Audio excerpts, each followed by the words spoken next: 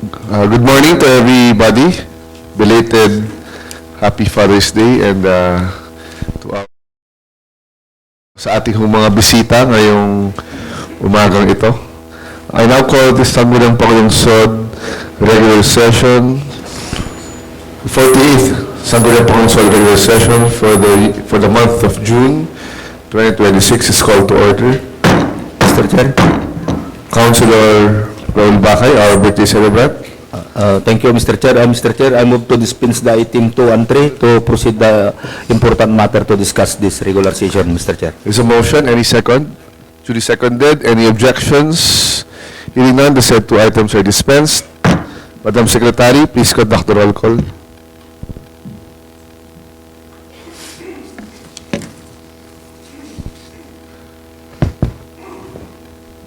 The presiding officer, Vice Mayor Jose Antonio Miguel Y. Perez. Present. The presiding officer pro tempore, Councilor John Marin R. Fontelera. Present. The majority floor leader, Councilor Applejoy Tolentino. The minority floor leader, Councilor Cirilo Biradoc. The assistant majority floor leader, Councilor Berna S. Derabago. Present. Councilor Kelvin Teo Sumilde. Councilor Oscar A. Bowling Sr. Present. Councilor Raul B. Bakay.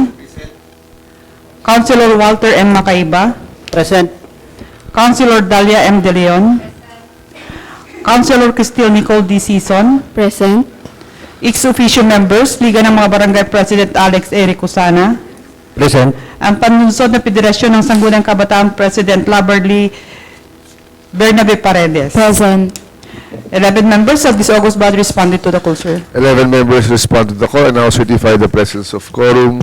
We may now transact official business. Assistant Majority Leader, you are recognized.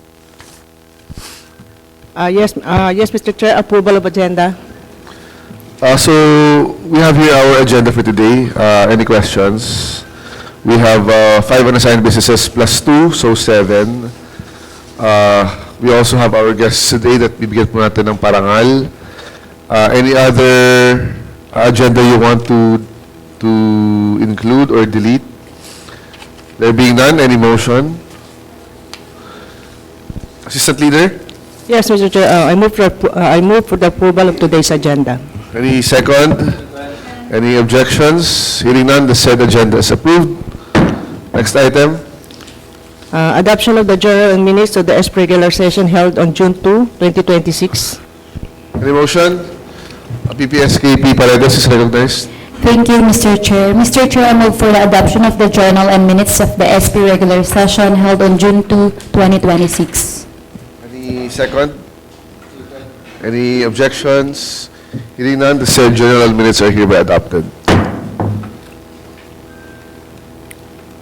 Next item, please. Privilege hour and question hour. So, we have 2 items.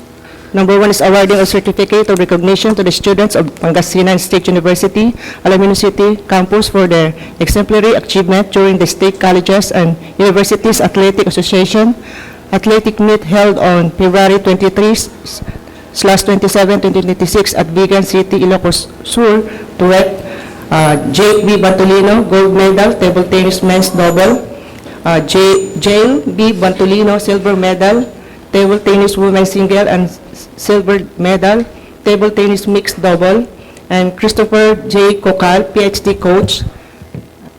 And then, Palakpakan po natin sila, ang ating mga awardees. So, can you suspend the rules? yes, Mr. Chair, I move to suspend the internal rules to accommodate our speaker. Rules are suspended. Before we call sa harapan po para po sa photo op natin, nais po lang natin basahin yung introduction po para sa kanila. So, magandang umaga po muli sa ating lahat.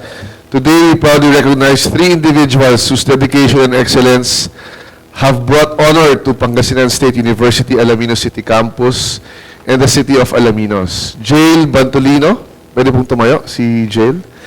At palakpakan po natin. A 20-year-old third-year BSBA Financial Management student, athlete, also from Barangay Alos, Alaminos City, started playing table tennis at the age of 8 and has proven his skill through regional Milo Olympics, R1AA, and 3 years of SCUAA Regional Silver Medal finishes. Palakpakan po natin siya. Tama ba? And Jake Bantolino, a 20-year-old, palakpakan po natin, a 20-year-old third-year BSIT student-athlete from Barangay Alos, Alaminos City, began playing table tennis at the age of 8 and has since become a consistent regional and national qualifier, including the Milo Olympics gold medalist for Luzon and the 3-year SCUAA regional gold medalist. Palakpakan po natin siya.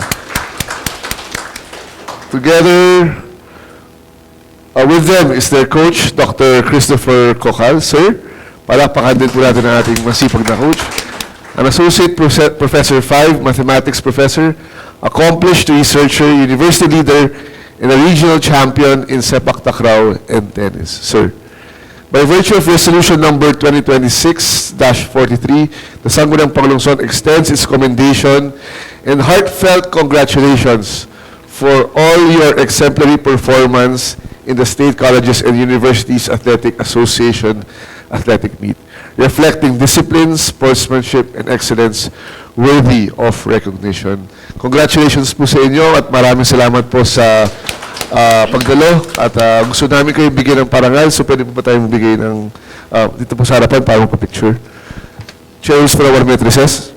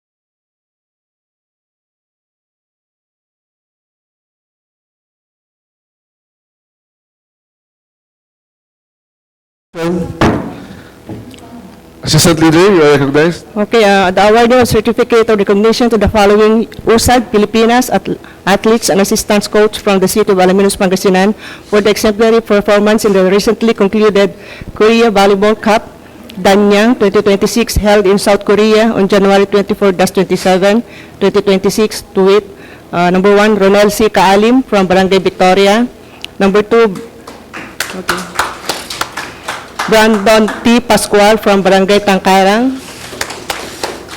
And of course, the last one is the Michael Angelo Bandola, assistant coach from Interconnected Business Process Incorporation.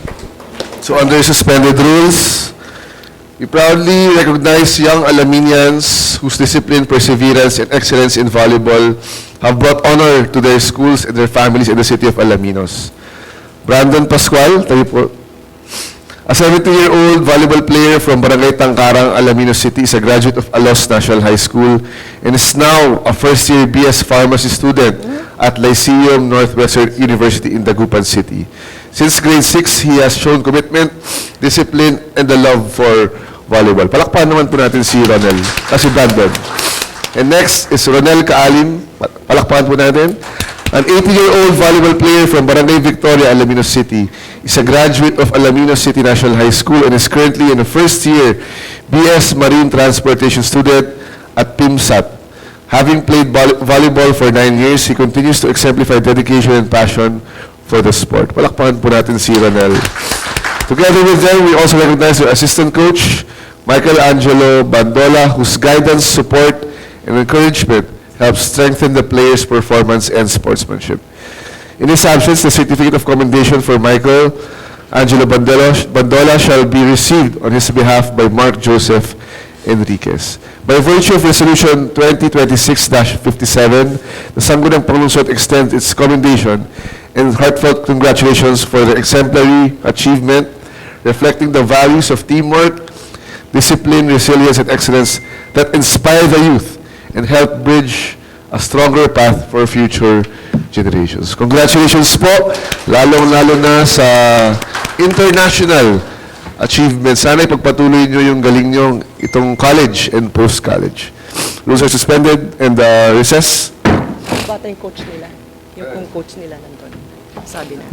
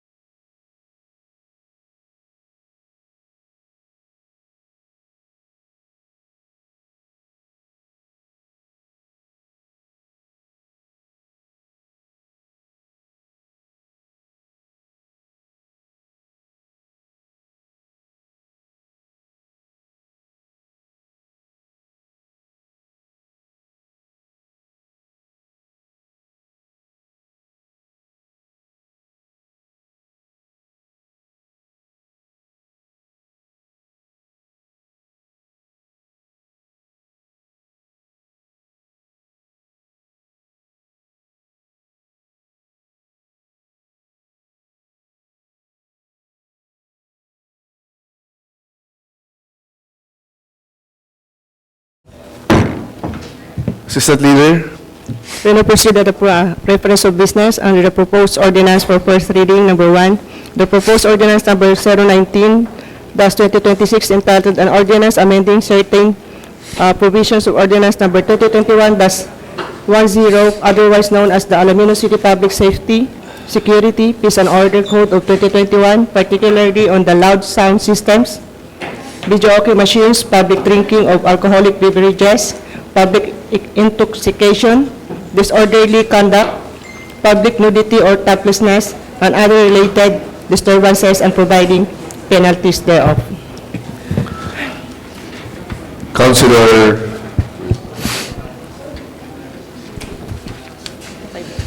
Tonton Humilde, Chairman on Peace and Order.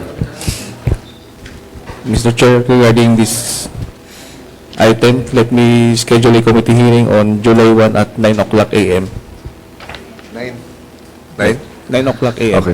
Councilor Humilde, schedule sa committee hearing regarding the said ordinance. Meron na. Meron na. Ano yung public hearing?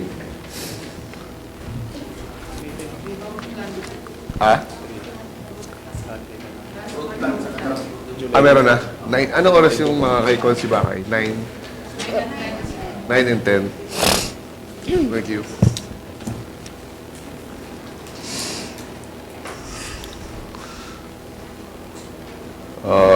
Anong counselor? May 9 tsaka 10. 10:30? 11. Siguro, o hapon? Yes po. Pwede pong hapon na lang. Sige 1 po. o'clock in the afternoon po. 1 o'clock. So, Councilor Tonton Humilde, the Chairman ng Peace and Order, schedule sa committee hearing regarding the said ordinance on July 1, 1 o'clock in the afternoon. So, ordered. Next item, Assistant Leader. Okay, under proposed resolution, we have 2 items. Number 1, the proposed resolution number 2026-128 entitled authorizing City Mayor Art Brian C. Celeste to execute deeds of donation on behalf of the local government unit for equipment, materials, and supplies in favor of the associations, BHW, Sangguniang Barangays, and Sangguniang Kabataan in the city of Alaminos, Pangasinan. Councilor Walter Macaipa, you're recognized. Thank you, Mr. Chair. May I move for the approval of this proposed resolution number 2026-128? The first reading be calendared for second reading. Thank Any you. second? Any objections? Hearing none, the said item is calendared for second reading. Next item. Proposed Resolution Number 2026-129 entitled Authorizing City Mayor R. Brian C. Celeste to renew the Memorandum of Agreement by and between the Local Government Unit of the City of Alaminos, Pangasinan and the Overseas Workers Welfare Administration for the provision of assistance to overseas Filipino workers and their families and the establishment of migrant help desk in the city. Do you have a guest, Madam Secretary? Shall we suspend the rules? Yes, Mr. Chair, I move to suspend the agenda rules to accommodate our resource speaker. Rules are suspended. Madam Secretary, kindly acknowledge our guest for item number 2 under proposed resolutions. The resource speaker for this item is the City Government Department Head 1 and the PESO Manager of the Public Employment and Services Office, Ma'am Eleanor T. Brono. Magandang umaga po, Ma'am Len. Yes, ma'am.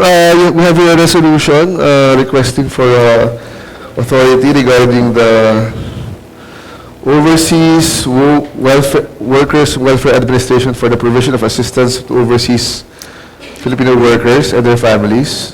May you give us a brief background regarding the said item? Regarding po dito to the August body, existing na po ang ating pagsuporta sa ating mga OFW sa pamamagitan po ng ating Migrant Desk Office. And since nagbago po ang administrator po ng OWA, kaya po tayo nagkakaroon ngayon ng renewal po.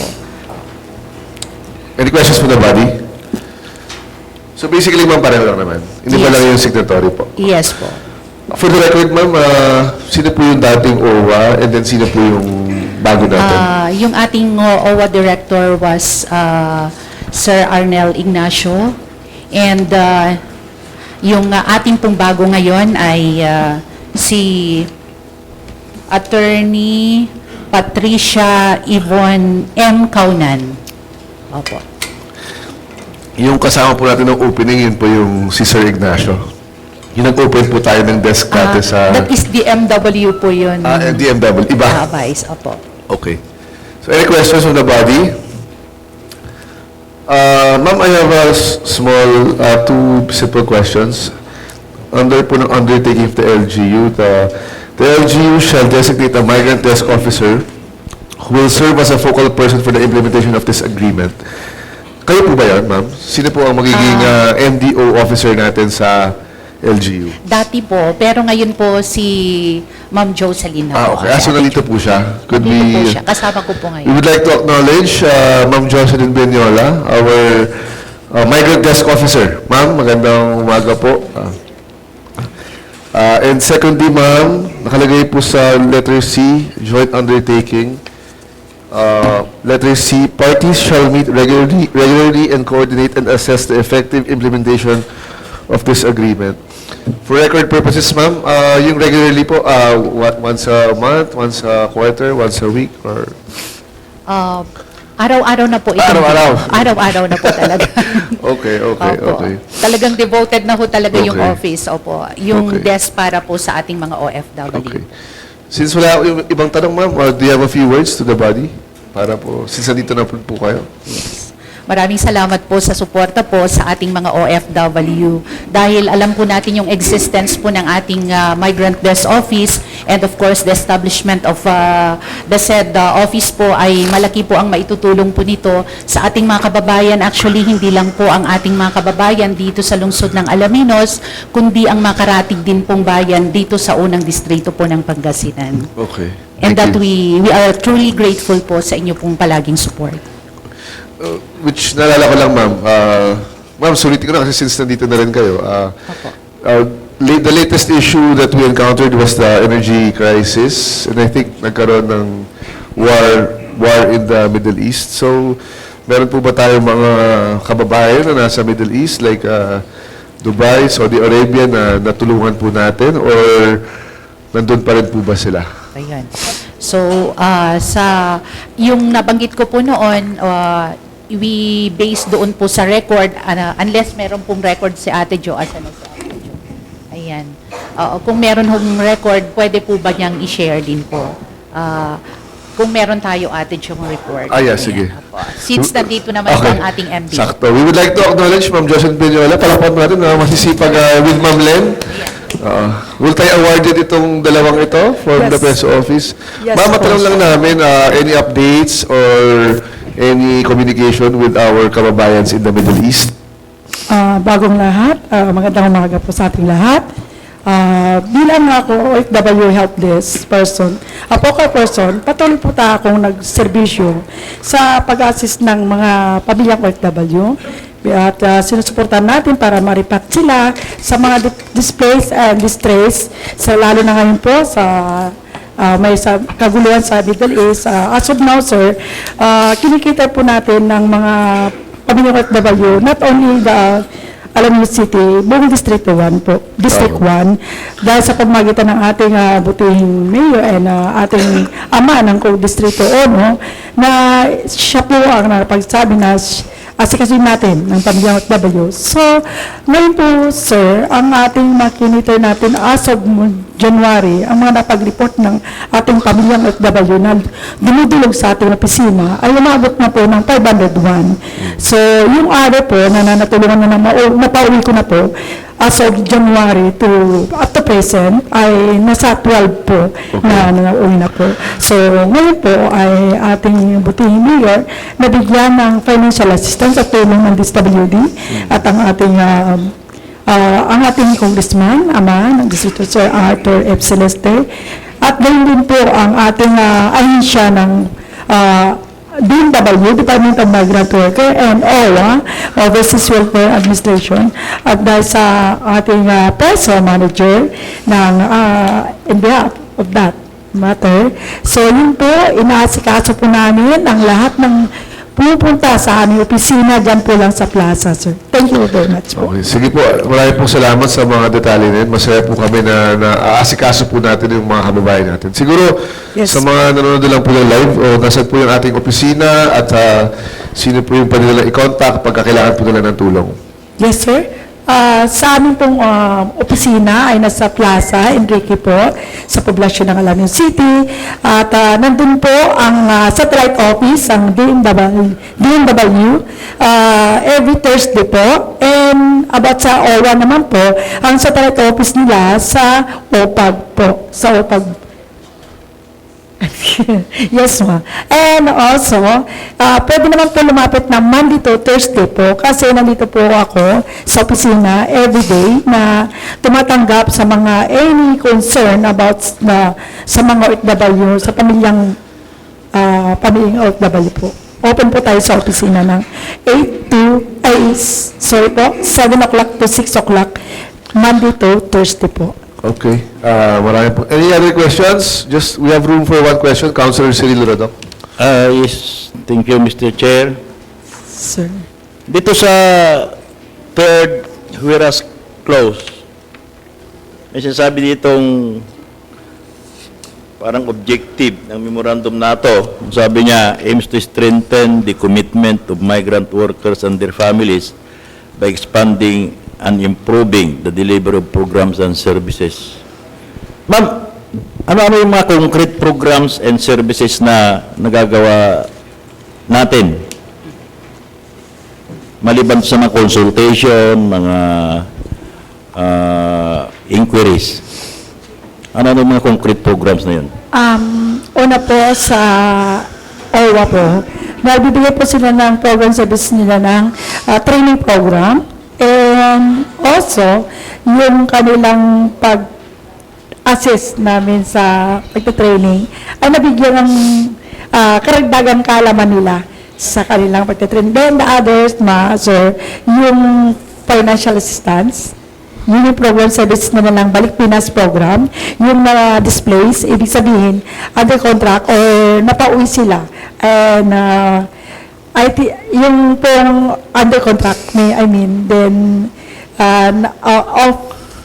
out of sila sa company na crisis, yun po nabibigyan sila ng financial assistance tungkol sa mga Balik Pinas program services ng OWA. And then about dito naman sa LGU, sa local government unit, ay nabigay po sila naman ng financial stand sa mga nabigyan ni Butihiniwa Art Dal Celeste dun sa DSWD assistant po. Thank you. Okay, maraming salamat. With that, thank you very much, Ma'am Len and Ma'am Jocelyn. Rest assured, kasama niyo po ang sanggunian sa pag-asikaso at alaga ng mga programa para po sa ating OFWs. Maraming po salamat. So, under suspended rules, what is your pleasure, Councilor Dalia De Leon? Thank you, Mr. Chair. Malis na sila. I move that this proposed measure be elevated to the business of the day for second reading. Any second? Duly seconded. Any objections? Hearing none, the said item is carried for second reading. Next item. We now proceed the communication received and request under for review.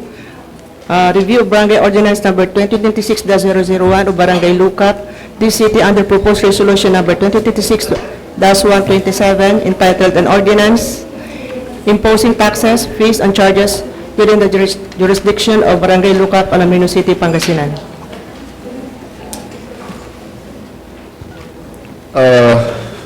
Councilor Walter Macabay, recognized. Thank you, Mr. Chair. In compliance with the ISO procedure of the SP Secretariat and the Sangguniang Panglungsod, may I move that this proposed ordinance from Barangay Lucap be referred to the City Legal Office for their appropriate review. Thank you.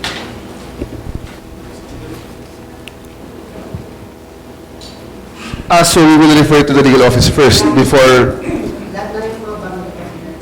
Refer to legal office. Hindi yan... Bago hearing. Bago i-hearing. Okay.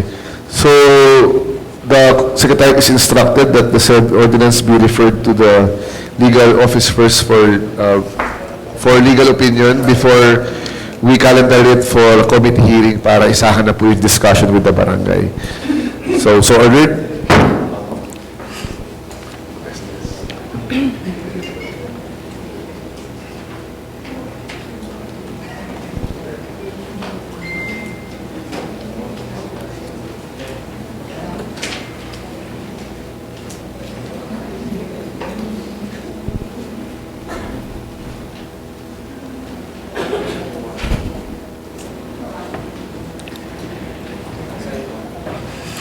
Assistant Leader, Yes, under suspended rules. Proceed. yes, Mr. Chair, I move to suspend the rules to Unassign. Unassign. unassign business. Unassign. So we now proceed to unassigned business. I see our SDSA, Ma'am Ellie Ubaldo. Hi ma'am, magandang umaga po sa inyo. So nice na po natin siyang unahin dahil alam namin busy-busy siya. Kung okay lang po sa ating LGU staff, dahil na po natin si Ma'am Ellie.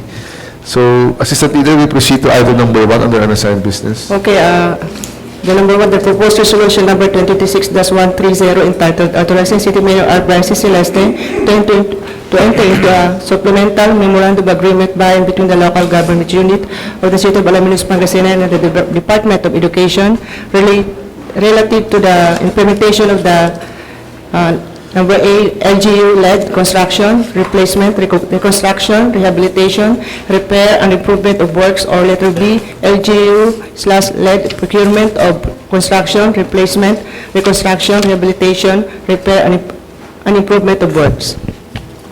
Madam Secretary, kindly acknowledge our guests.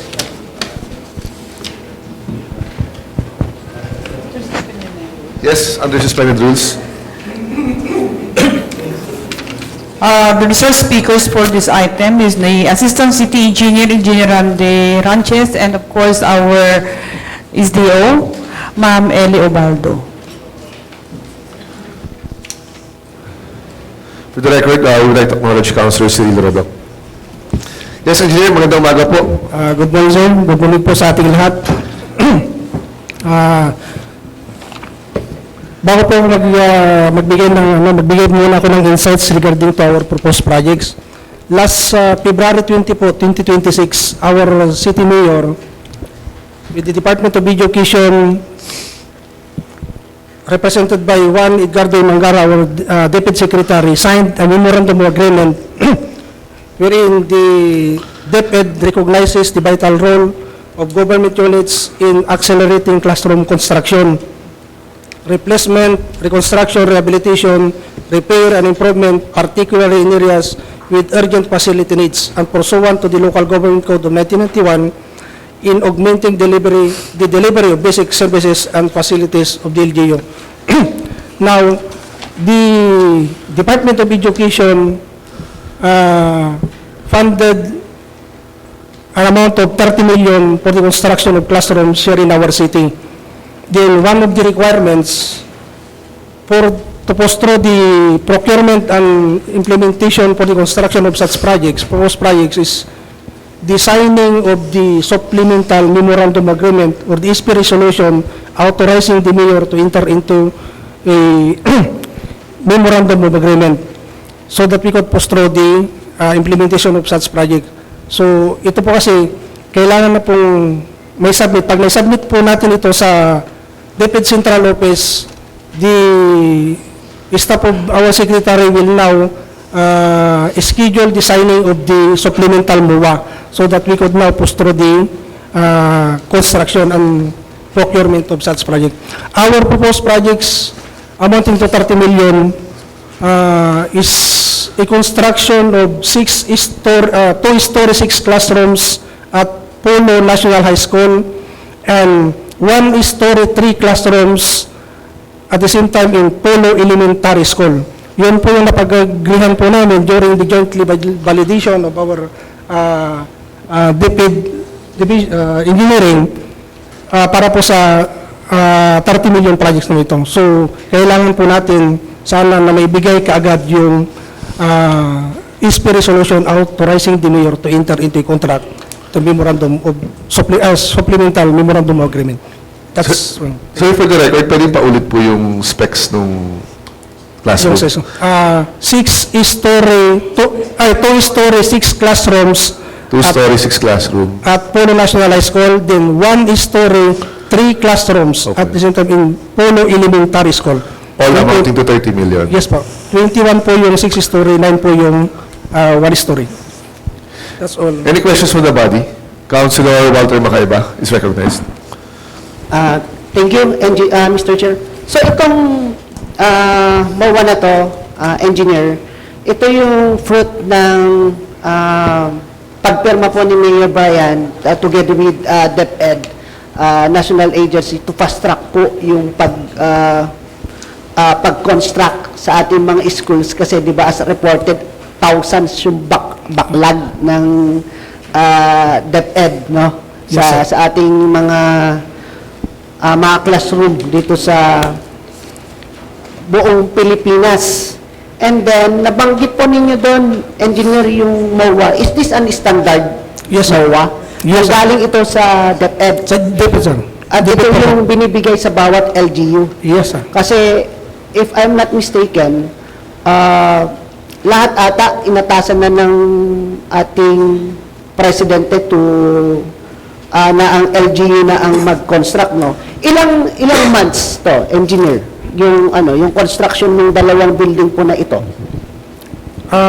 Depende po doon sa kung kailan po natin may sasabit at nag-schedule po sila, then maybe 180 calendar days yung pinaka-maximum na nila sa construction. So by next early first quarter po siguro ng 2027, these school buildings will be constructed. Hopefully, mabilis yung ating Yes, sir. construction engineer, no?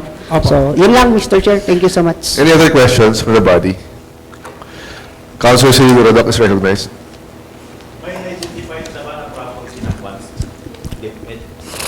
Pagtayon nito. Yes, sir. Doon sa Polo National High School at saka Polo Elementary School, sir. Doon din sa compound ng mga yun. Yes po. Engineer, hindi ko alam kung kayo po makakasagot or si Ma'am SDS. Actually, by last February or March, there was already a move to give Mayor Brian an authority to sign into MOA. Yes. So parang nabasa ko siya kagabi na there will be a general MOA for the partnership and then each project na gagawin kada school magkakaroon ng supplemental MOA.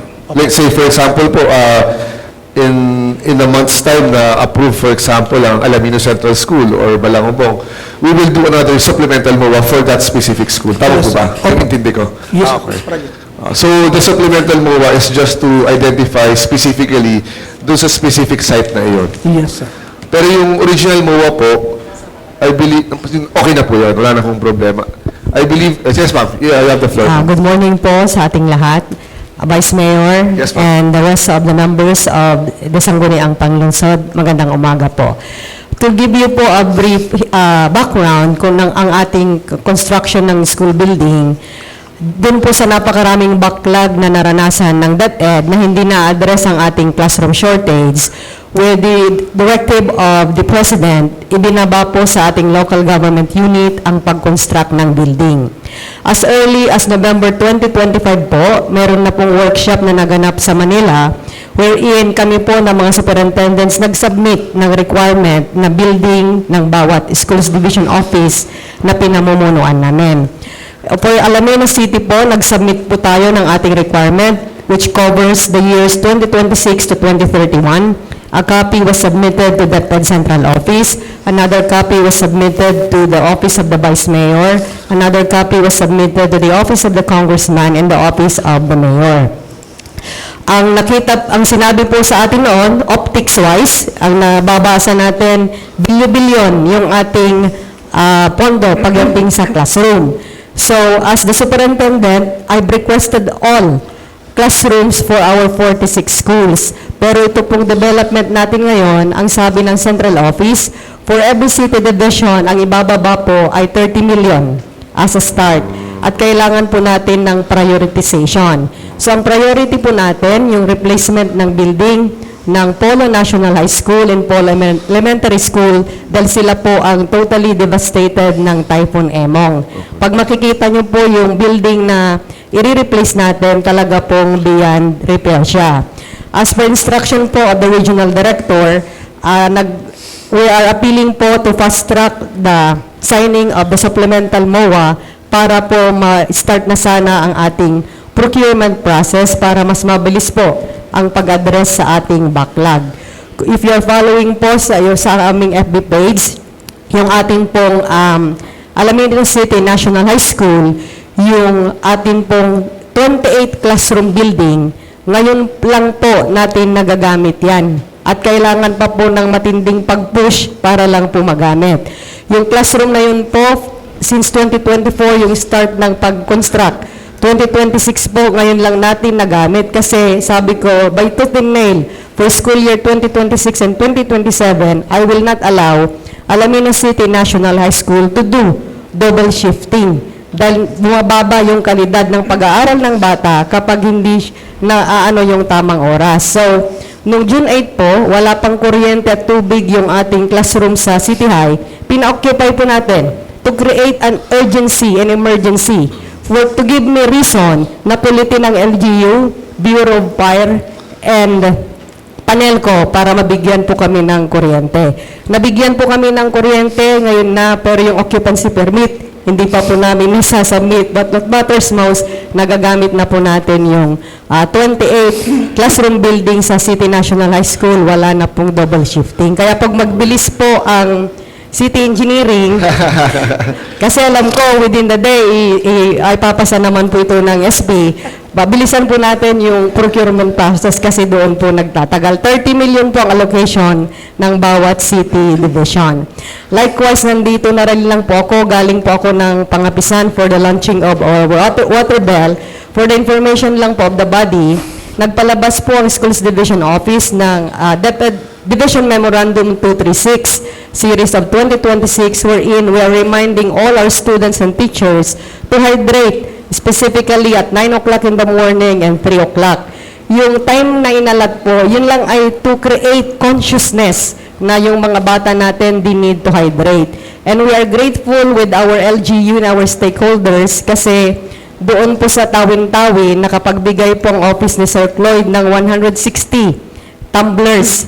Sana po sa mga ibang schools, mga barangay, may mga donations din po kaming makuha. Kahit lang po plus or tumblers to support our water bell program. At the same time, yung pong ating nabasa nyo, the very sad incident that happened at San Jose National High School in Tacloban City.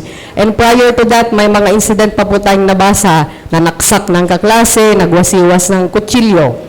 Si DepEd po, sa kakaprotekta niya ng bata, I hope you're not recording this so that it will be off the record. If It's it will be- live. may we put the turn off the record?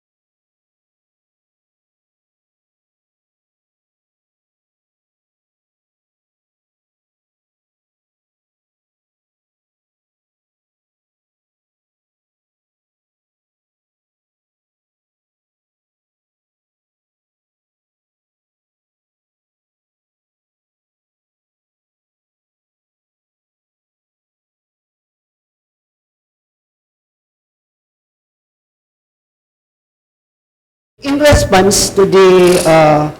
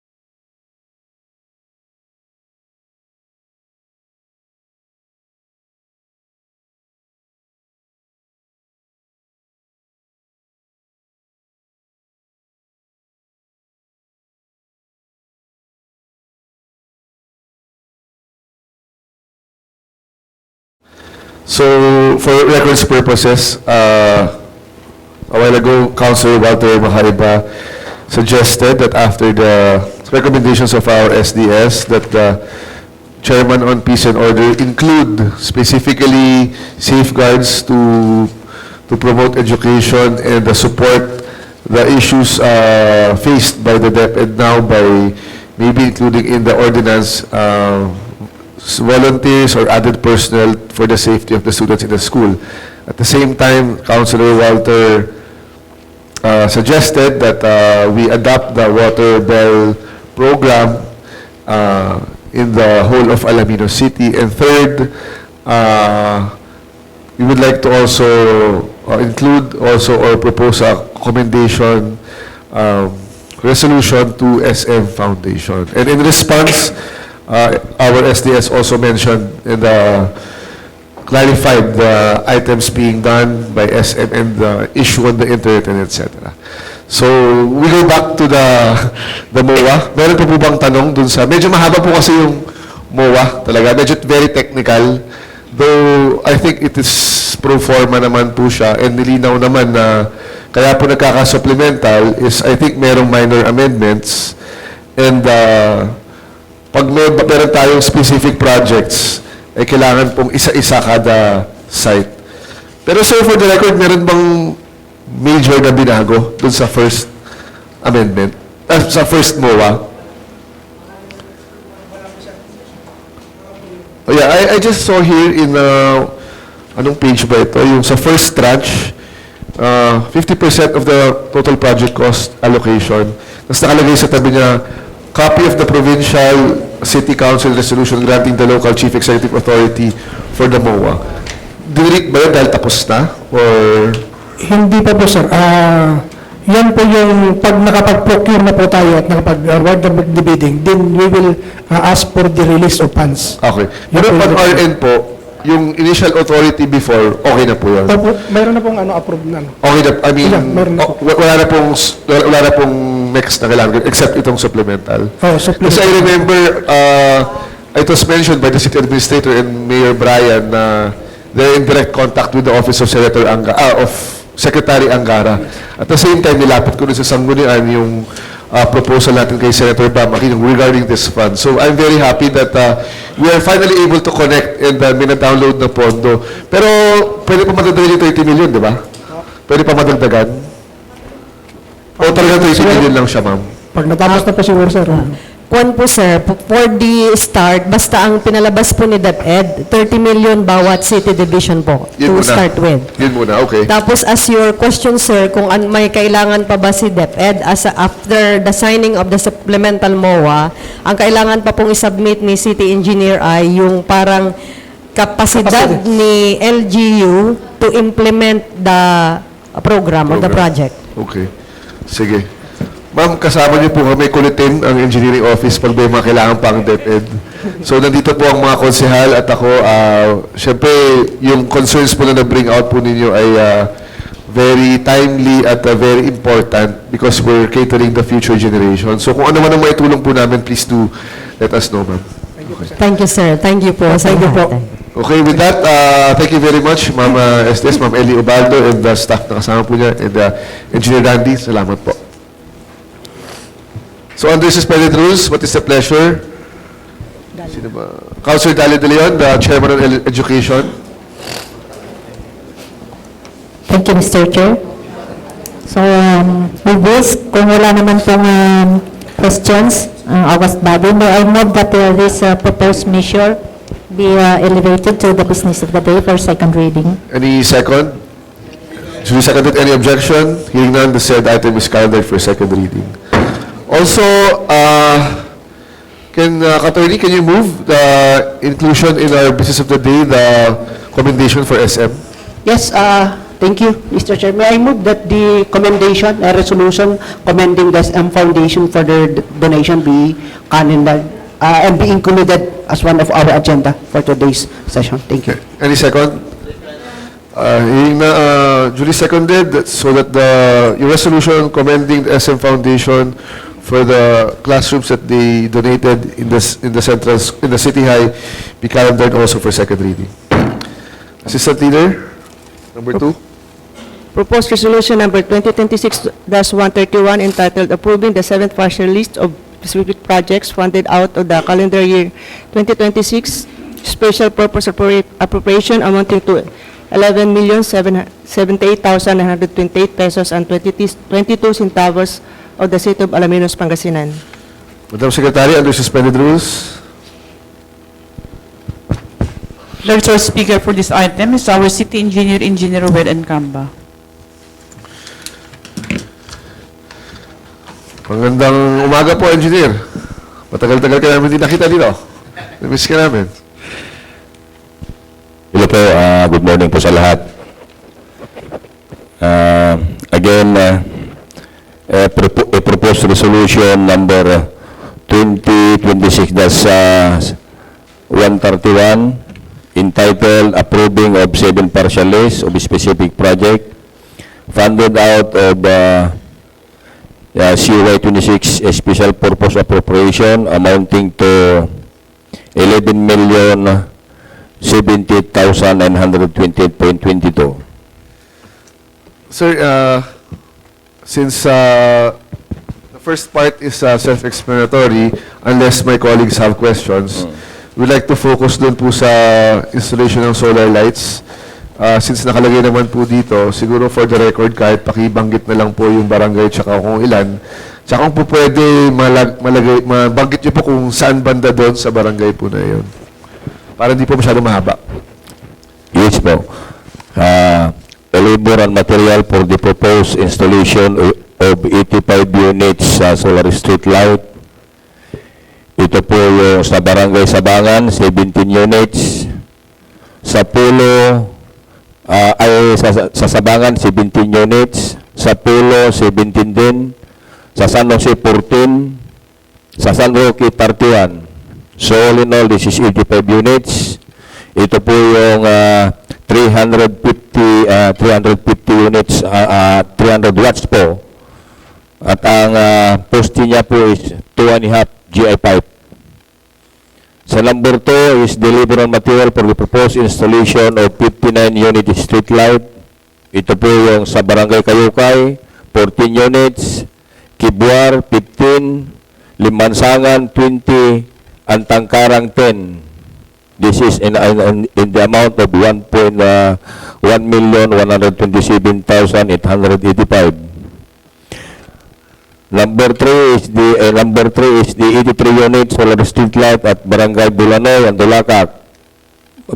Sa Barangay Bulanoy, 18 units.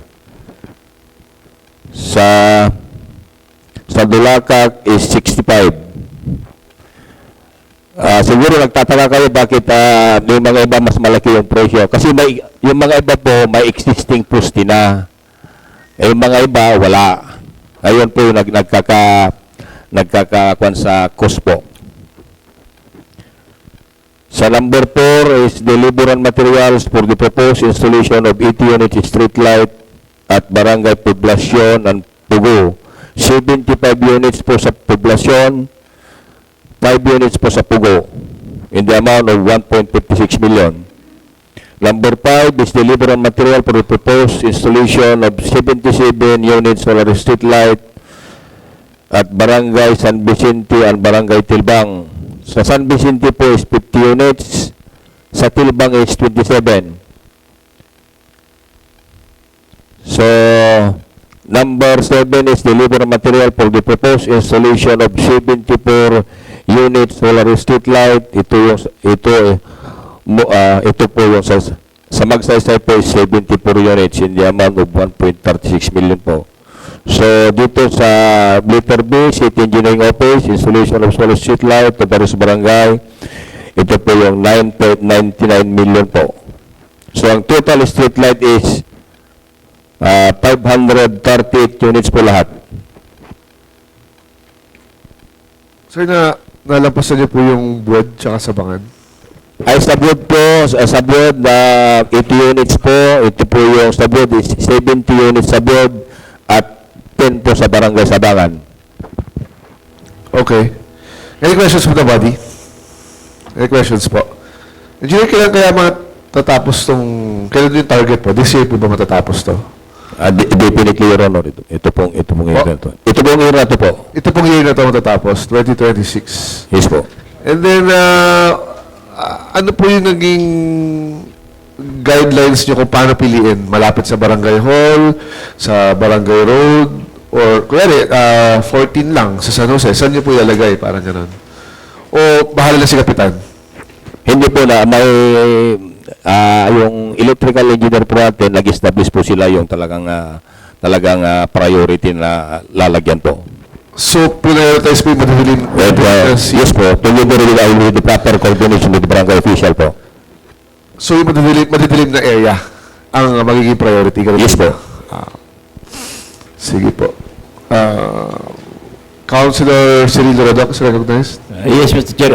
Engineer, maalala ko may pinag-usapan tayo dati tungkol doon sa mga solar street lights papuntang Mabini at saka yung tinayo ng LGU at saka yung tinayo ng DPWH.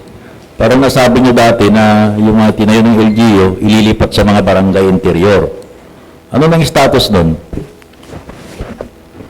May estimate na po kami doon na yung paglipat po sa mga existing na street light po natin, specifically sa itong going to Alos. Kulang pa po yun. Kasi sa mga street light na kaya natatagdagan po. Yung sa dito po sa Alos, Bulanoy to Alos, pupunta po dyan sa Barangay Main Road ng Bisogol, Manjego, Dulacac, Santa Maria, Tawin-Tawin, Landok po. Kaya kulang pa po yun. So, with regard to that, wala pa? Wala pang nilipat? Wala pa po. Okay. Any other questions po from the panel?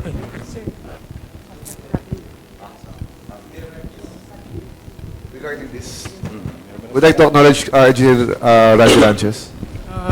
Good morning po sa ating lahat. With regards po sa query po ni Atty. Rodoc, mayroon po tayong nakapropose na for the reconstruction and installation nung sa solar lights na nakalagay po doon sa Alos to Palames, amounting to 1.5 something, pero 1.5 million po. Tapos, kailangan po nating ilagay muna sa revision of PPMP kasi hindi pa po nakalagay. So once po nag-revise po kami ng nag-revise po tayo ng PPMP, yun na po for implementation na po yung Alos muna at saka doon, Alos to Palamis lang muna matatanggal. Yung otherwise na ano po, pupuntahan po natin po sa relocation po ulit.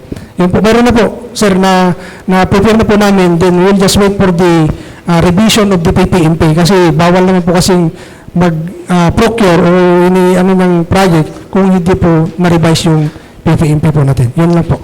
Sir, for accountability purposes, sino po ang mag-head nung project na yun? Kasi naglagay po tayo ng street light, masyado maliwanag. Baka may magtanggal tayo, sobra naman yung tanggal, tumilim na naman ulit. So, ikot tayo sa ano. So, sino po yung pipili kung sino yung anong tatanggalin at ano yung...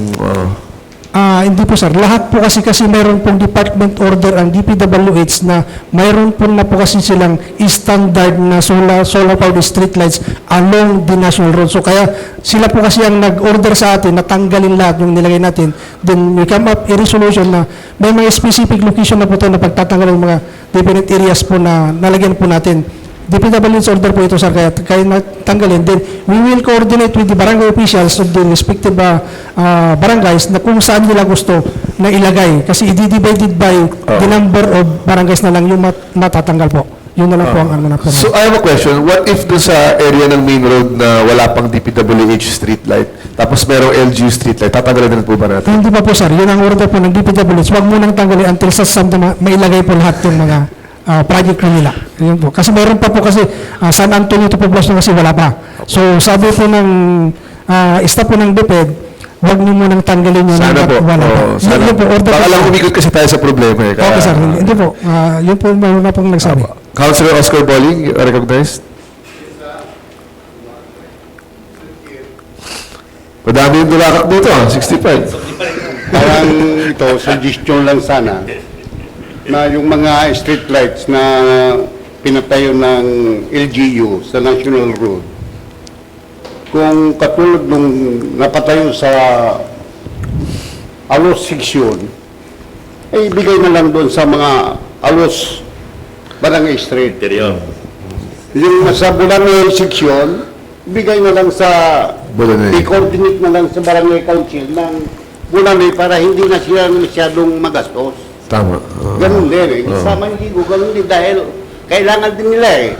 Para malapit na. O, para malapit paglilipatan. na. Hindi na ilalagay sa Dulacan o ano pa tawin-tawin. Pero sir,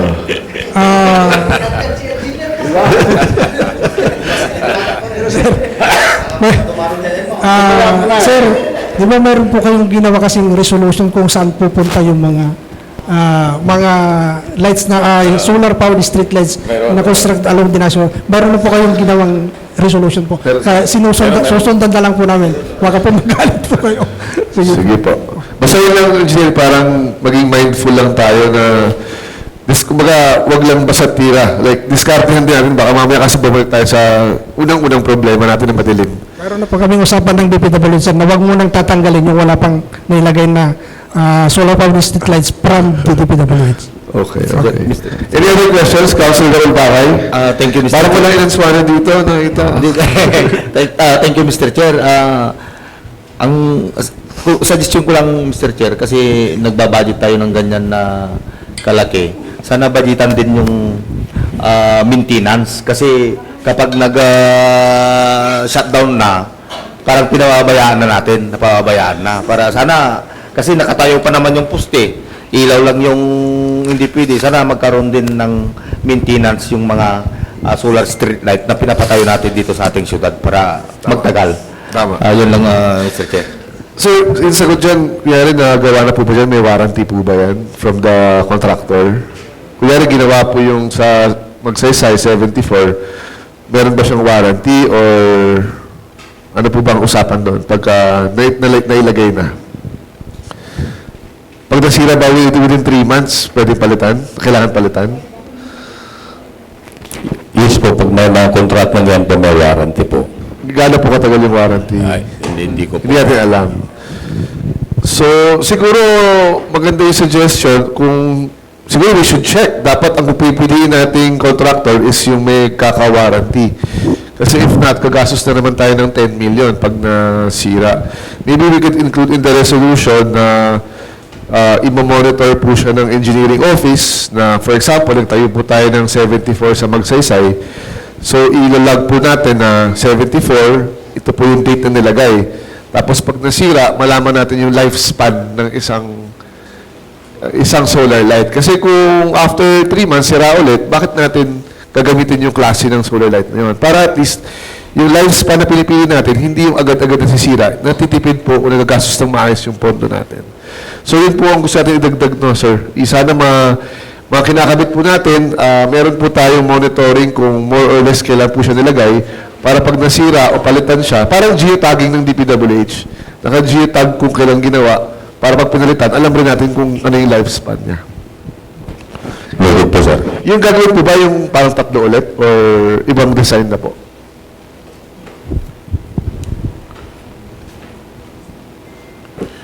Isa lang po ito, sir, na ilaw po 350 watts po. Okay. Okay. Tapos may specific height yun, di ba, pag barangay? Yes po. Any other questions? Last question to our good engineers. So, kung wala na po, thank you very much, Engineer Roel Gamba. Thank you rin po, sir. Thank you very much, Sir Engineer Randy. So, sana po maging maayos po ang lahat para lumiwanag po ang bukas para sa mga barangay po natin sa Alaminos City. Councilor Oscar Boling, Yes, what is your pleasure? Yes, Mr. Chair, if there are more question, I move that this item be elevated to our business of the day for second reading. Any second? Duly seconded. Any objection? Hearing none, the said item is calendared for second reading. Next item. Proposed resolution number 2026-1 3.2 entitled Requesting the Department of Environment and Natural Resources for the funding assistance for the rehabilitation of the engineered sanitary landfill in the amount of 153,743,380 pesos in the city of Alaminos, Pangasinan. Madam Secretary, kindly acknowledge our guest. The resource speaker for this item is the City Government Department Head 1 of the City Environment and Natural Resources Office, Ma'am Rosalie Arrueldo.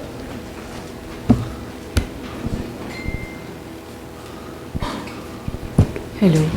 Magandang umaga po sa Mr. Chair and to the members of the Sanggunian. So, in May 12, 2026 po, nagkaroon po tayo ng resolution. We also asked for a resolution from your body na asking for financial support from the National Disaster Risk Reduction and Management Council. And during the deliberation po, one of you mentioned baka meron pang iba na departments or agencies na pwede po nating hingian. So apparently po, the DNR indicated that they could also facilitate a funding support for the city of Alaminos, pero hindi lang po nila sure kung magkano. So, nandito po kami to ask again another resolution for the DNR.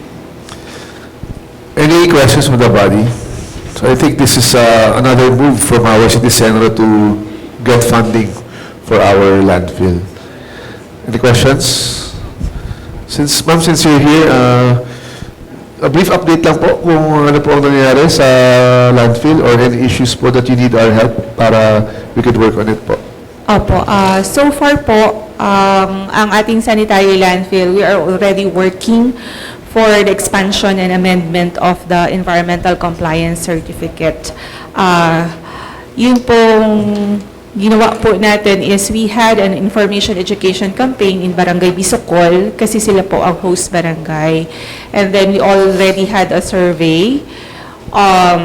Households po yun, in-interview po natin. So part po yun ng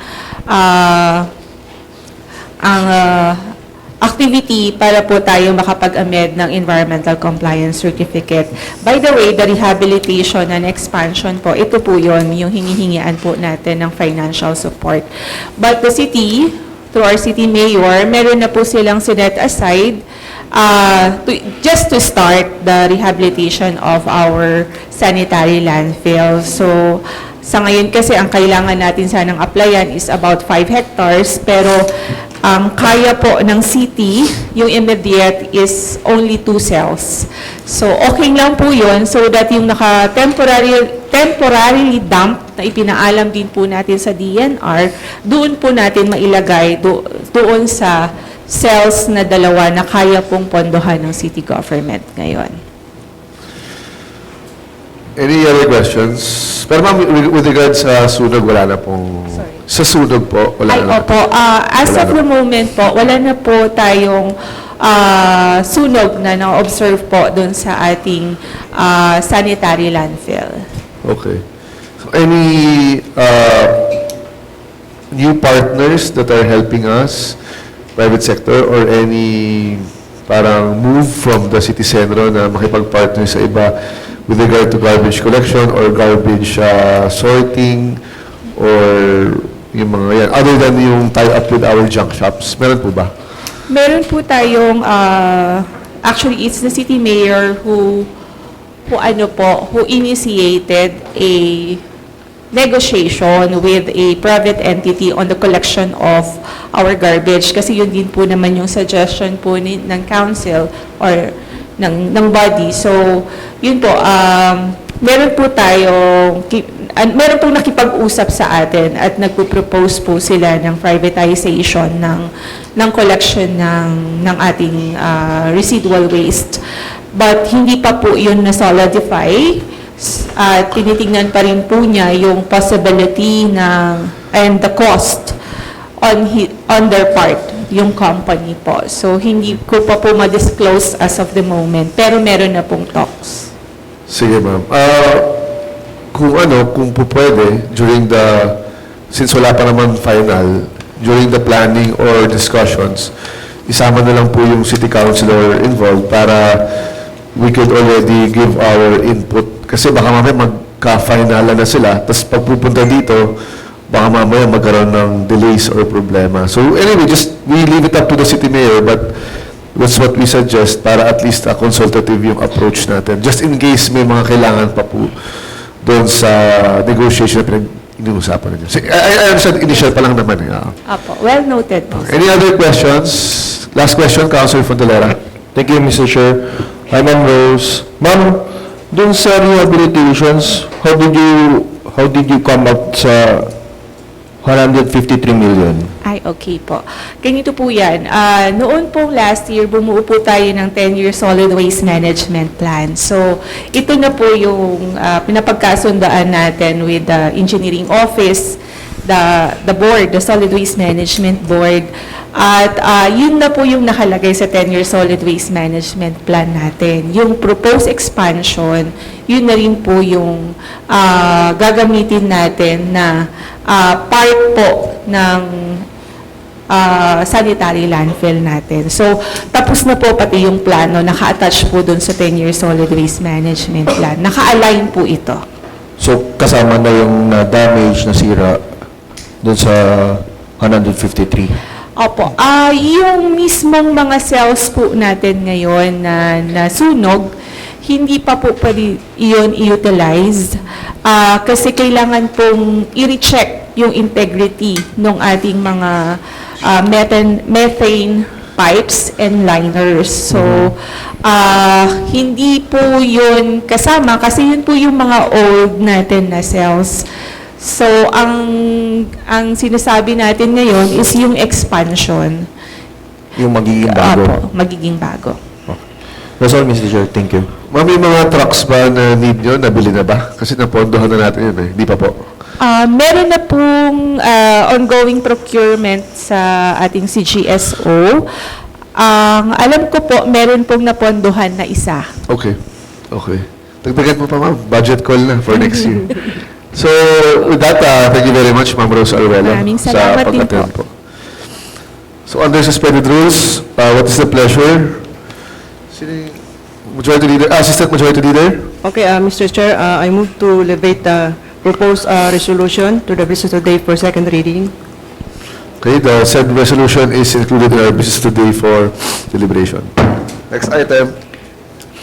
Proposed resolution number 2026-133 entitled Authorizing City Mayor R. Bryce Celeste to enter into a memorandum of agreement/non-disclosure agreement by and between the local government unit of the City of Alaminos, Pangasinan and the Department of Social Welfare and Development Regional Office Number 1 to ensure that the data/information of the data subjects under the Pantawid Pamilya Filipino program are protected and processed in accordance with the Data Privacy Act of 2012. Madam Secretary, please acknowledge our guest. The speakers for this item is Ma'am Lalani Entrata from the City Social Welfare and Development Office and Sir J. P. Inocencio from CityLink.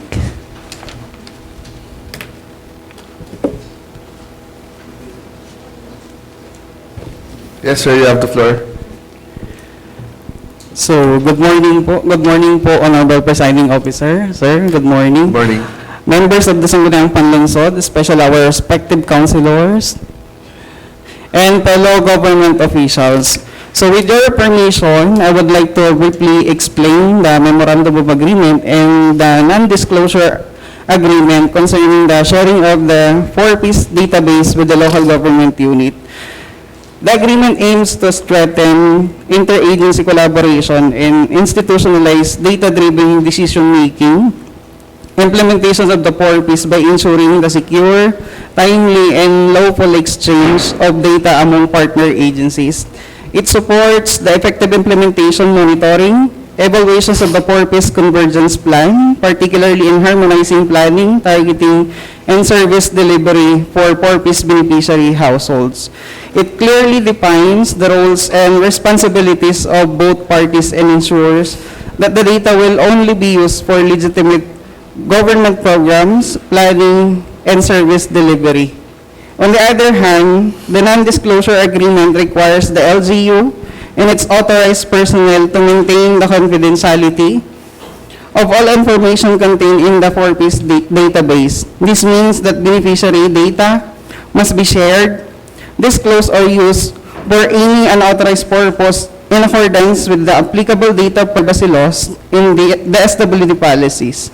This agreement ensures that while the LGU can effectively use the information to better serve our constituent, the privacy rights of our 4-piece beneficiaries remain protected. So, bali ang purpose po nito is yung mas strengthen yung collaboration po ng mother agency ng DSWD sa pagbibigay po ng mga social services, mga programa na pwedeng maka-intervene sa ating mga beneficiaries and later on mapagraduate po sila sa programa. So, yun po yung main purpose po noon and at the same time, para readily available din po sa ating pong local government unit yung database na mayroon po ang programa. Any questions from the body? Sir, clear ko lang, ginagawa naman po natin to, no? So, parang this is just putting in writing yung ginagawa po natin. Yes, sir. And we are very grateful and thankful po sa lahat ng mga programang na ibibigay, lalo't lahat po kami na 13 city link ng lungsod po ng Alaminos ay simultaneously nagbibigay po ng mga referrals sa ating mga beneficiaries. And last year po, may napag-graduate po tayong 1,140 na mga household. And that numbers are supposedly mare-replace na po this year. And yun lang po yung mga numbers ay hindi po certain, hindi siya na-identify based doon sa nag-graduate. Bali, simultaneous din po siyang naibababa din po sa amin. Pero ang pag-identify na po ng mga potential ay galing na po sa PSA through sa CBMS na ginamit po ng PSA during doon sa pagkandak po nila ng census. Hindi na po ang listahanan. So before po kasi listahanan po ang ginagamit. With Memorandum of Agreement din na partnership po ng PSA and SWD, nanggagaling na po sa PSA sa mga potential na na-identify para ma-register sa programa. So, you're saying, sir, yung ngayon, as Alaminos, wala pa tayong access dun sa database o meron na rin talaga? Ang actual po na nangyayari, sir, nagpapa-cross-match po ang ating LGU sa amin kasi hindi pa po sa ma-disclose dahil wala nga pong memorandum of agreement. Dahil bawal at unauthorized po sa aming ibigay ng buo yung database na mayroon. So ngayon, kung ano po yung hawak yung list, may access na si LGU, and then may responsibilities kami sa LGU na hindi i-disclose yun. Yes, sir. And within the LGU lang po, parang gano'n. Yes, sir. And mag-identify po kayo ng authorized na personnel na mag-kikip po noon para kung sakali pong may mga social welfare services po na pwedeng i-put up ang LGU, kahit po wala naman po kami na with permission po ng DSWD ay pwedeng magamit. Okay. Ma'am, sino po ba yung sa point person natin dyan? Sa CSWD? Yung magtatago po ng database? Sir, si Attorney Awanan. Yung Data Privacy Officer. Data Privacy. So siya na sa lahat? Pati sa CSWD siya na rin po? I mean, siya na po yung, siya kasi yung for the whole LGU eh. So pati po yun, siya na po may hawak? Yes, sir. So, pwede niyo ba i-disclose kung ilan po ang 4-piece benefits? As of June, sir, 2026 po, we have 2,828 na active na beneficiaries. And we have graduated na 1,140. Tapos mayroon po tayong exited na due to natural attrition na 775. At mayroon din po tayong 19 na delisted due to different reason po ng kanilang hindi pagtalima sa polisiya ng programa. Okay. Okay. Any other questions? Councilor Walter Macabas recognized. Okay. Sir, matanong ko lang, kasi marami tayong 4-piece and may mga issues din tayo. On the part of the DSWD, sa inyong datos, is this 4-piece really sustainable and Is this really a good program? Sa amin po as a case manager, sir, bilang social worker din po ng ating programa, effective siya kung susundan po natin yung systematic na nakalagay po sa 4Ps Act, lalo't mayroon po tayong dalawang identified na short-term intervention na para sa kanila yung True Cash Grant na sinusunod po nila, na binibigyan po sila ng kaukulang karagdagang pangtustos sa pamilya kapalit po ng mga responsibilidad na ginagampanan nila. And yung long term naman po, yung pagsuporta sa health and education para sa mga bata. So mainly, ang objective talaga ng programa ay suportahan yung mga batang to na edad 18 below, na masuportahan ng maayos ang kanilang edukasyon at pangkalusugan. Sa inyong datos dito sa Alaminos, yung mga graduate ba, sa tingin niyo yung sa level of poverty na naranasan nila, tumaas ba sila, na naiangat ba yung kanilang buhay?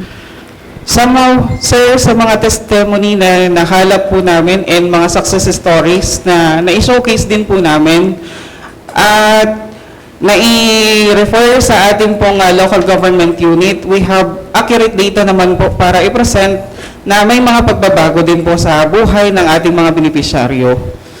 Oo. Yun lang yung gusto kong marinig. Yes, sir. Thank you. So with that, maraming pong salamat sa Thank you, buong sir. DSWD at sa CSWD sa lahat po ng tulong natin sa ating mga kababayan. Kung may matulong pa po ang Sangguniang Panglungsod, let us know lang po. Thank salamat you, sir. po. Maraming salamat po. Magandang umaga. Thank you, ma'am. Thank you, sir. Under suspended rules, Councilor Nicole, Councilor Nicole Sison, what is your pleasure? Thank you, Mr. Chair. I move to elevate the proposed measure to the business of the day for second reading. Any second? Duly seconded, any objection? Hearing none, the said resolution is counted for second reading. Wala na? Hi, ma'am. Sensya na po, nahuli na po kayo. Assistant Leader Okay, I propose for Dr. Adana. Our also birthday celebrant recently. Kung naalala ko lang, dapat inuna na natin. Assistant Leader. Okay, proposed resolution number 2026-134 entitled Authorizing City Mayor Art Bryce Celeste to enter a memorandum of agreement by and between the local government unit of the City of Alaminos, Pangasinan and the Western Pangasinan District Hospital for the establishment of a service providers, thus referral hospital partnership for the delivery of maternal and neonatal health care services. Magandang umaga po, Dr. Adana. Belated happy birthday. Thank you po, thank you. Ka-birthday ko si Councilor. Ako. Yes. Sige Good po. morning, Sir Chair, and to the members of the Sangguniang, good morning. So, I am respectfully requesting your approval for the memorandum of agreement between our birthing facility and the Western Pangasinan District Hospital. So, this MOA will strengthen our maternal and newborn referral system. Our birthing facility, the Alaminos City Birthing Facility, is a primary care provider which handles normal, low-risk cases like yung 37 weeks to 40 weeks gestation, no complications. So yun po yung normal pregnancy po natin and delivery. And while the referral hospital, which is the WPDH, caters cases, high-risk cases like hemorrhage, hypertension, obstructed labor, yung hindi po mapalabas yung baby. Tapos yung sa mga babies naman po yung prematurity and RDS, yung tinatawag natin respiratory distress syndrome. So this MOA will ensure the safe coordination and transfer of patient at the right time, at the right facility. So, magkakaroon po tayo, this will be in line with the safe and standard maternal and newborn health service delivery. Yep. Any questions from the body? Councilor Ayon Fatlao, Chairman ng Health. Thank you, Mr. Chair. Good morning, Doktora. Belated happy birthday po ulit. Yung referring kasi kapag, kunyari, pumunta yung buntis dun sa birthing facility natin, and then you diagnose it's cesarean, kayo na po mismo ang tatawag sa Western? Sir, during check-up pa lang, sir. So, pag na history na namin yung patient at nakita namin high risk, ang high risk po natin is yung mga cesarean, multiparous, mga may complications po. Referred na po kaagad yun. So, during prenatal pa lang po, nare-refer na po natin. So, sila na po, sasabihan po natin na ang check-up po nila is hospital and doon rin po dapat sila manganak. Doon na sa Western. Yes, Pero kayo po ang makikikontak, makikiusap sa Western. Sa prenatal po, hindi po. Kasi i-refer na po namin sila yung ang check-up. Pero during, example, delivery, sir, na example, may pumuntang patient, tapos biglang hypertensive. During check-up, normal naman BP niya. Pero pag na-assess po, during pag-onset na po ng delivery, is mataas po yung BP niya or mayroon na pong obstructed labor, matagal na po siya nagle-labor, dun po, refer namin, i-coordinate and sasamahan po ng health staff po natin. Ano po yun? Coordination with the ambulance na rin or Yes po, sir. everything na na-provide na po sa Yes po, patient mayroon po tayong ambulance sa birthing facility. That's all, Mr. Chair. Thank you. Ma'am, just to, in addition to Councilor Fondelera, once we refer it, parang paano ba yun? Tayo po ba maghahatid or susunduin sila ng Western? Paano bang sistema? Sir, if ever po, nandun na po yung onset of labor, active labor na po yung patient, so kailangan po tayo talaga maghatid. So, before po, kailangan itawag po sa hospital, referral hospital, na may dadalhin po tayong pasyente, tapos coordinated na po sa ambulance natin and sa staff po na sasama. Do we have do we have other referral partners or Western lang po? Sa R1 po ba meron? Meron po tayo pero dadan muna po tayo ng Western Pangasinan. Our facility is BEMOC, yung sa mga basic na maternity cases, pero kailangan refer po natin sa CMOC, which is WPDH, bago po referral to higher facilities po. Okay. Last question, Councilor Fondelera. Thank you, Mr. Chair. Ay, Doktor, nakita ko lang po dito sa MOA nyo, July 1, 2026 and December, akala ko 2026. Tama, okay lang po pala. Akala ko hanggang December lang po pala. Thank you, Mr. Chair. Okay, with that, thank you very much, Dr. Aldana, Thank you po. for attending our session today. Thank you, ma'am. Under suspended rules, Councilor Alan Fondelera, what is your pleasure? Mr. Chair, I will negate the proposed measure to the business today for second reading. Any second? Any objections? Hearing none, the said resolution is calendar for second reading. For our next two items on our unassigned business, I would like to propose two ordinances for hearing to be referred to the committee chair. Next time na lang ako mag-privilege speech kasi mahaba na yung session natin. So first would be a proposed ordinance requiring increased nighttime visibility among motorcycles, tricycles, bicycle, e-bike, and e-trike riders in the city of Alaminos. Ito po yung pag-localize natin nung pagsuot nung reflectorized vest sa ating mga kababayan dahil nasimulan po ito ng probinsya pero parang hindi na po masyadong nai-implement ngayon. Dumadami po yung aksidente natin sa daan at issue po natin yan sa Alaminos. Pangalawa po, proposed ordinance to curtail the sale, distribution, manufacture, and or production of illicit, non-compliant cigarette, tobacco products, and for other purposes. So, kung hindi niyo po napapalitaan, medyo dumadami po yung ating pagbebenta at pag-distribute ng mga fake cigarettes at tobacco products na nagiging problema natin sa health. At I think nasa mga barangay sari-sari stores na ang na-reach nila. So I would like to refer the said two ordinances to our chairman on peace and order, Councilor Tonton Humilde. Thank you, Mr. Chair. For the proposed ordinance requiring the increased nighttime visibility for motorcycles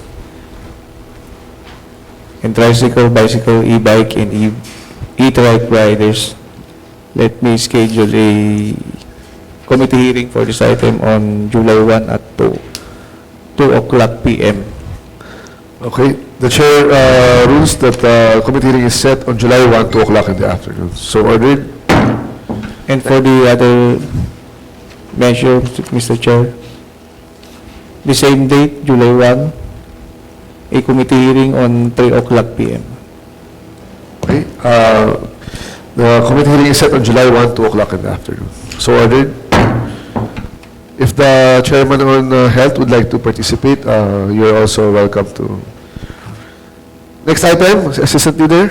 We now proceed to committee reports. The committee report on the hearing held on June 18 regarding the proposed resolution number 2026-120 entitled Granting Development Permit to LQW Realty Development Corporation and Ms. Annabel Tabilona Abunda for a parcel of land containing an area of 33,061 square meter situated at the Barangay Bulanay, the city for the establishment of a residential subdivision. Councilor Aaron Fotolera is recognized. Thank you, Mr. Chair. I'll just read the recommendation. In view of the foregoing, the committee respectfully moves for the adoption of this committee report, and the measure should be elevated to business today for second reading on our next regular session, but the requirements be submitted before the session, Mr. Chair. Defer natin, archive o defer? Na ipapasa na po this week yung two na kulang na requirements, and then sa session na po namin i-elevate na po for second reading. Aso ngayon, wait. Okay, oh. Para pagdebatihan. No. Pero yung requirements hindi pa kompleto. Pero ngayong week po ipapasa yung dalawang kulang. Isa na lang pala.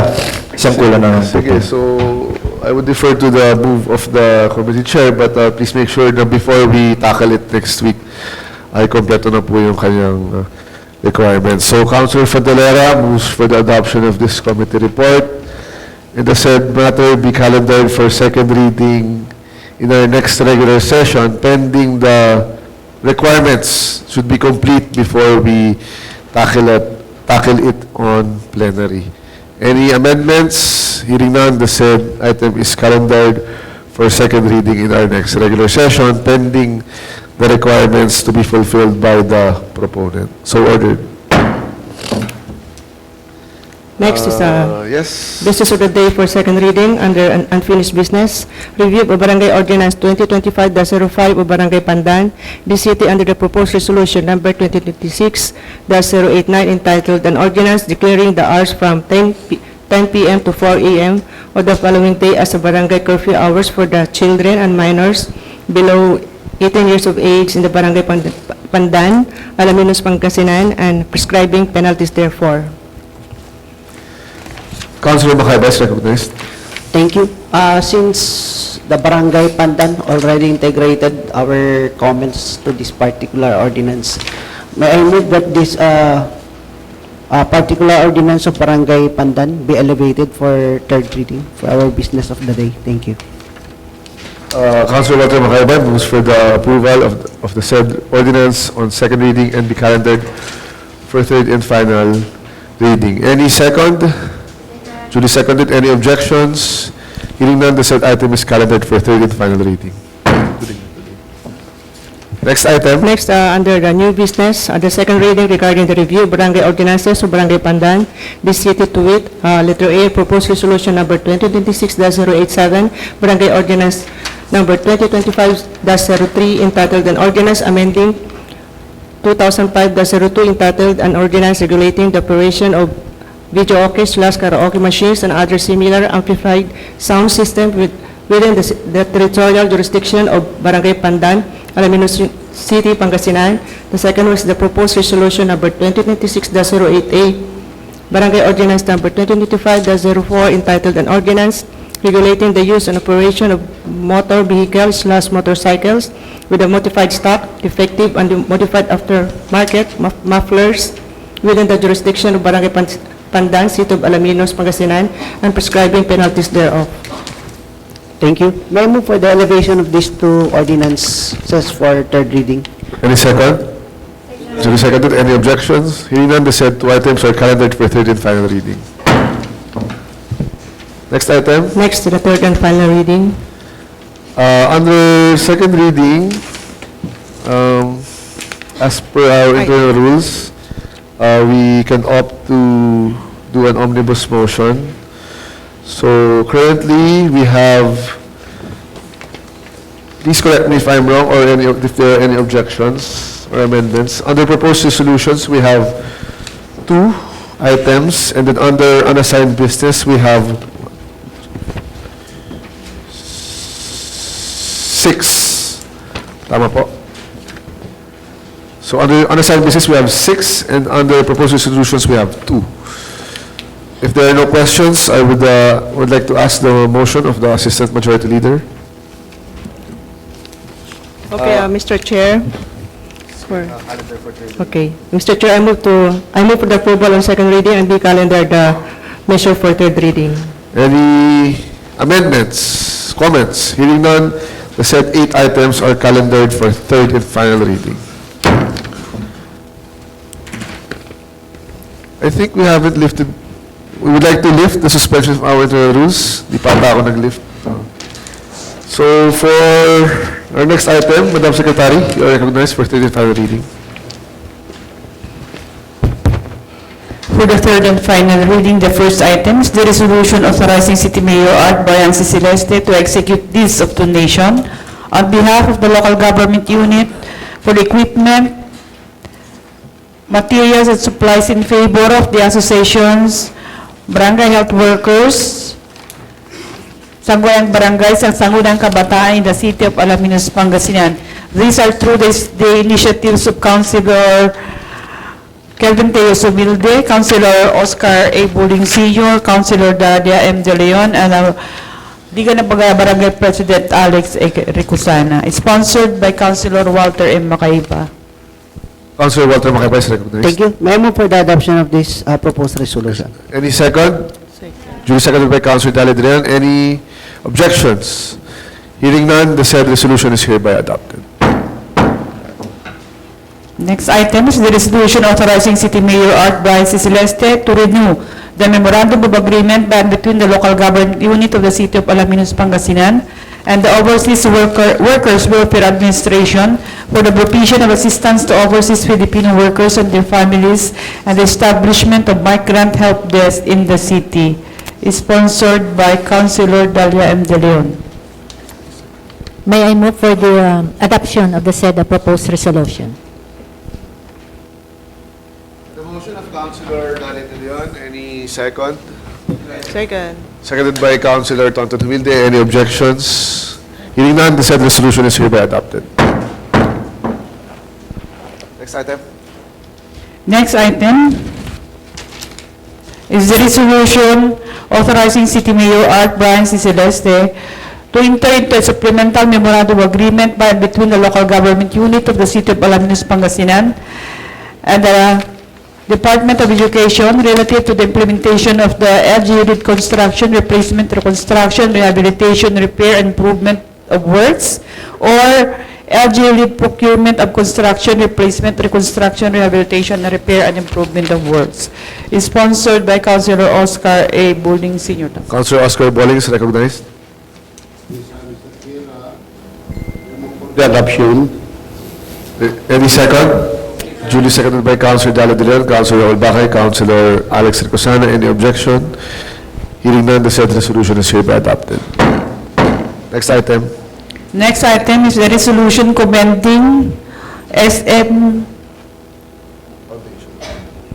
Foundation for their donation of classrooms and other equipment at the Alaminos City National High School. Working title.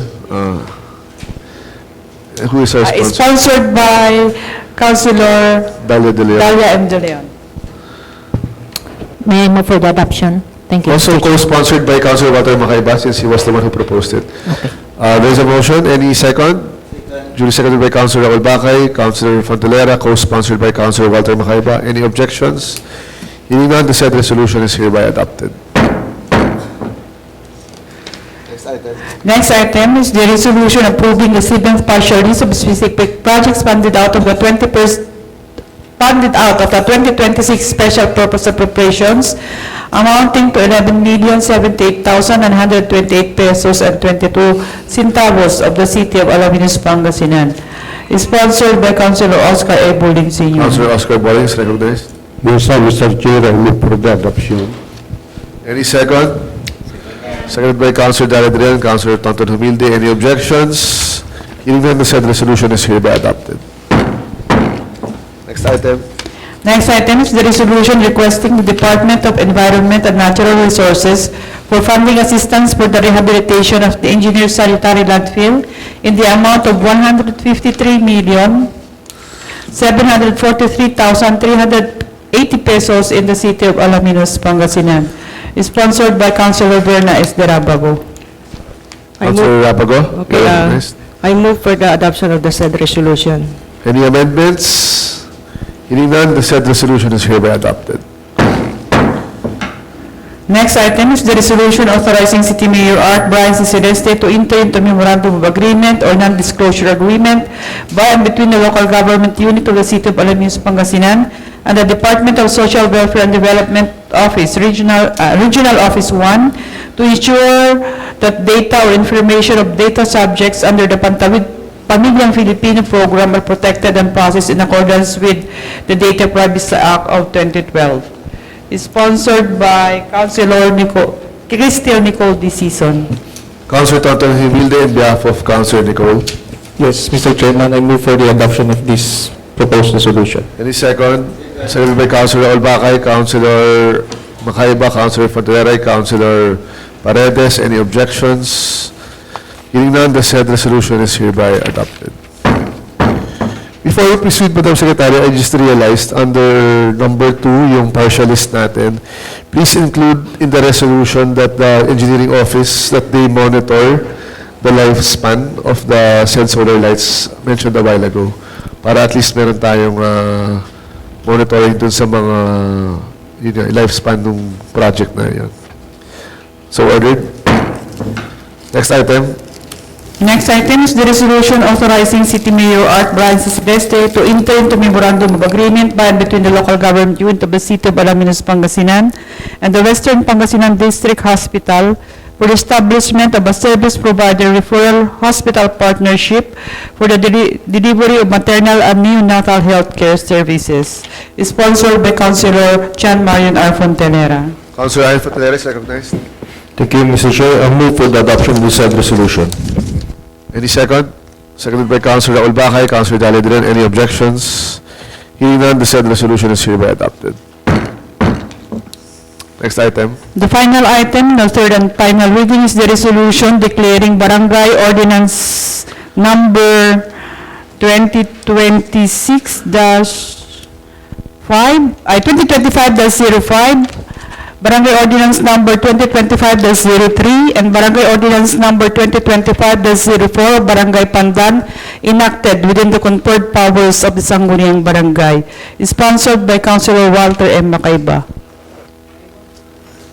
Thank you. May I move for the approval and adoption of all these barangay ordinances from Barangay Pandan? All three. All three na. All three.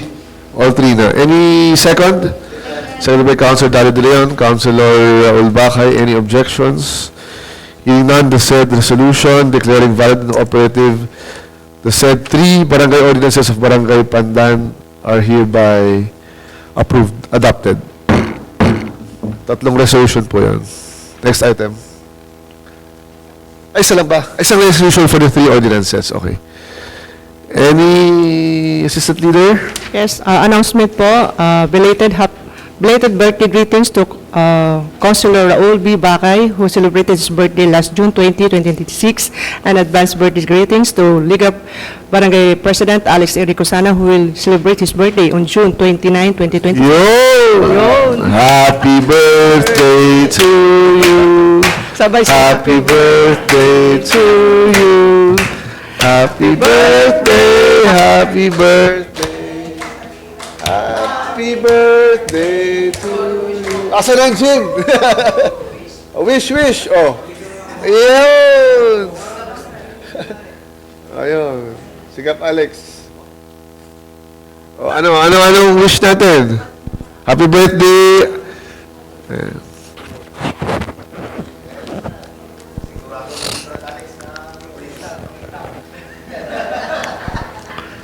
Happy birthday, Consi Raul at Kap Alex, in behalf of the Sangguniang Panglungsod family and the legislative staff. Happy birthday. So, Councilor Dalia De Leon, any message to Councilor Raul Bakay, to our good colleague? Ayan. Happy birthday, Councilor Pari. Mahirap batiin ito. Kasi hindi ko ba more chicks. Have more chicks and have more fun. Kulang pa. Kulang pa? Councilor, dagdagan mo pa. Ilan ba sila? Saan ka ba magsi-celebrate ngayon? Sa number 1? Number 2? Saan? Sintro, bill number 2. Parang alam ano. Happy birthday, Councilor. God bless. Ayan, SK Federation Paredes, any message to your seatmate, Kap Alex? Good boy daw. Sasabihin ko sana more. Ayan, happy birthday po, Consi. More power and more blessings to come. Ayan, good health, more smiles, more friends, and good camaraderie sa ating lahat. So, ulit, happy birthday. Palakpakan po natin si Kap Raul tsaka si Kap Alex. So, any other announcements po? Any message? Ilang taon na kayo bago gusto yung i-declare? Thank you po sa ating lahat. I'm 25 years old. Times 2. Ganun ba? Pasok na? Kap Alex, may ka ba sa mga nakangiti sila Ma'am Sel sa likod kanina? Baka... Wala, good boy na to, Vice. Maraming salamat sa inyong lahat. Biriyang pa ko ngayon. Yes. T7. Wala na lang niyo kung ano yung 7 na yun. Sa lahat ng pinanganak sa John, mababait. Yeah. Pagtulog. Yun lang. Again and again, thank you, Vice. Thank you sa inyong lahat. Happy birthday po sa inyo. So, any other announcements? Announcements po. Kung wala na, Councilor Tondo Humilde, any motion? I move to adjourn the 48th SP regular session, Mr. Chair. Any second? Duly seconded? Any objection? Hearing none, the said motion for adjourn is hereby approved. And now call this